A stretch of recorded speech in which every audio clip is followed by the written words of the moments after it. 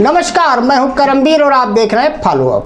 आज राष्ट्रपिता महात्मा गांधी तथा भारत के पूर्व प्रधानमंत्री भारत रत्न लाल बहादुर शास्त्री की जन्मतिथि है। तरुण मित्र परिवार इन दोनों महापुरुषों को अपनी विनम्र श्रद्धांजलि अर्पित करता है। अब आते हैं आज के मुद्दे पर।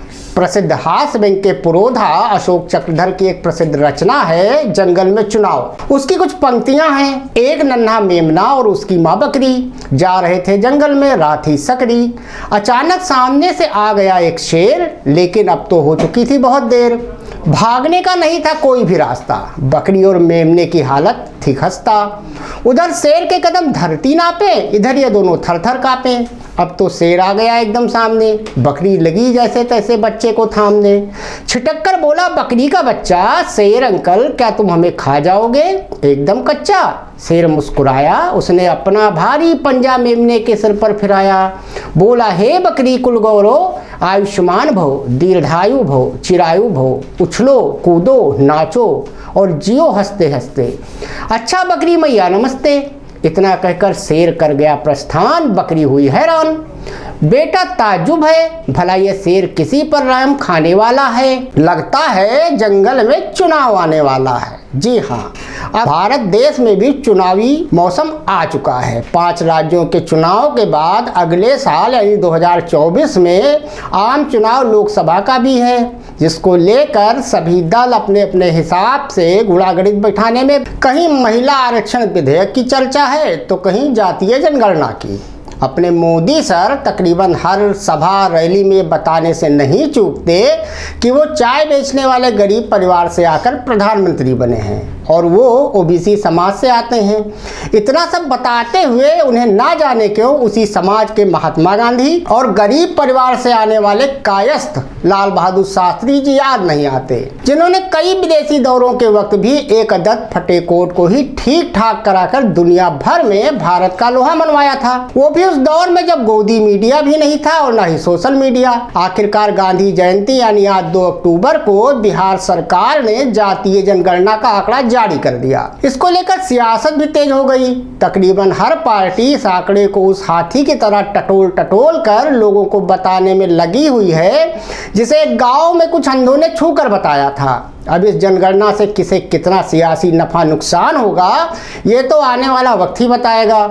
लेकिन एक बात तो तय है कि ये आंकड़े बीजेपी के लिए बवाले जान जरूर साबित हो सकते हैं, वो भी तब जब 5 राज्यों के चुनाव का मौसम करीब है और राहुल गांधी पहले ही केंद्र की मोदी सरकार पर ओबीसी समेत अन्य जातियों की प्रशासनिक भागीदारी पर सवाल उठा चुके हैं, जिस पर मोदी सर और बातों की ही तरह चुप्पी साधने में ही अपनी भलाई समझ रहे हैं। इस आंकड़े के जारी हो जाने के बाद अब एक बार फिर महिला आरक्षण बिल में जातीय आधार पर महिलाओं की भागीदारी की भी मांग उठना तकरीबन तय है। ऊपर से कोई ताज्जुब नहीं होगा कि आने वाले दिनों महीनों में ऐसे आंकड़े कुछ और राज्य भी जारी कर मोदी सर का दर न साबित हो जाएं। अब ये जातीय आंकड़ों का वोट किस करवट बैठेगा, इसके लिए मोर्चेबंदी भी शुरू हो चुकी है।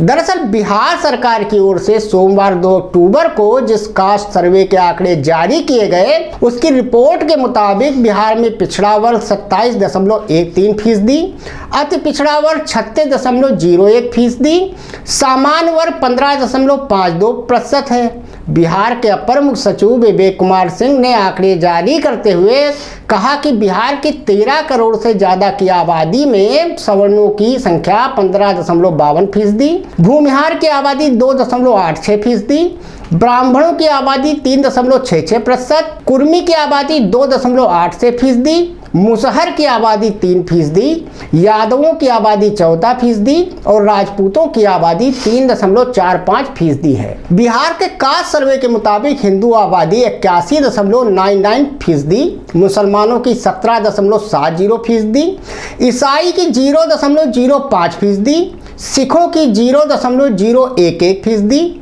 बौद्धों की 0.0851%, जैन समुदाय की 0.96% और अन्य धर्मों की आबादी 0.1274% है।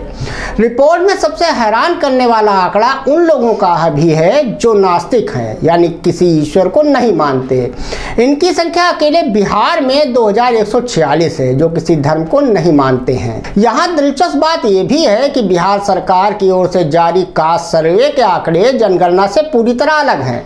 वैसे इस मुद्दे पर सिर्फ इंडिया गठबंधन ही नहीं, बीजेपी भी अपनी सियासी रोटियां सेकने का तरीका खोज रही है। इसलिए बिहार के पूर्व उप मुख्यमंत्री और भाजपा नेता सुशील कुमार शिंदे ने सोशल मीडिया प्लेटफॉर्म एक्स पर राज्य के जातीय आधारित सर्वे पर प्रतिक्रिया दी है। सुशील मोदी ने अपने social media Twitter handle x पर कहा है कि जातीय गणना कराने का निर्णय भाजपा सरकार ने किया था। आज बिहार सरकार ने आंकड़ा सार्वजनिक किया है, बीजेपी आंकड़ों का अध्ययन कर रही है। इस बयान से इतना तो साफ हो ही गया कि चित भी अपनी और पट भी अपनी। आपको शायद याद हो कि ये वही सुशील मोदी हैं जिन्होंने राहुल गांधी के खिलाफ मोदी सरनेम वाले बयान पर मानहानि का एक मुकदमा बिहार में भी कर रखा है। वहीं इसी मामले पर मोदी सर को पहले से घेरते आ रहे राहुल गांधी ने भी अपनी प्रतिक्रिया देते हुए कहा है कि बिहार की जातिगत जनगणना से पता चलता है कि वहां OBC plus SC plus ST 84% है। केंद्र सरकार के 90 सचिवों में सिर्फ 3 ओबीसी हैं, जो भारत का मात्र 5% बजट संभालते हैं। इसलिए भारत के जातिगत आंकड़े जानना जरूरी है। जितनी आबादी उतना हक, ये है हमारा प्रण। ये बातें राहुल गांधी की हैं। अब आप ये भी जान लीजिए कि आखिर देश में जातीय जनगणना की शुरुआत कब हुई। देश में जनगणना की शुरुआत ब्रिटिश राज में हुई थी। साल 1881 में पहली बार जनगणना के आंकड़े जारी किए गए थे और उसके बाद हर 10 साल में जनगणना की जाती थी। उस समय जातिवार जनगणना की जाती थी। जातिगत जनगणना के आंकड़े आखिरी बार 1931 में जारी किए गए थे। हालांकि उसके बाद 1941 में भी जातिगत जनगणना हुई थी, लेकिन उसके आंकड़े जारी नहीं किए जा सके थे। जातिगत जनगणना में 1941 के बाद से अनुसूचित जाति और जनजाति की जनगणना होती है, लेकिन बाकी जातियों की अलग जनगणना नहीं होती।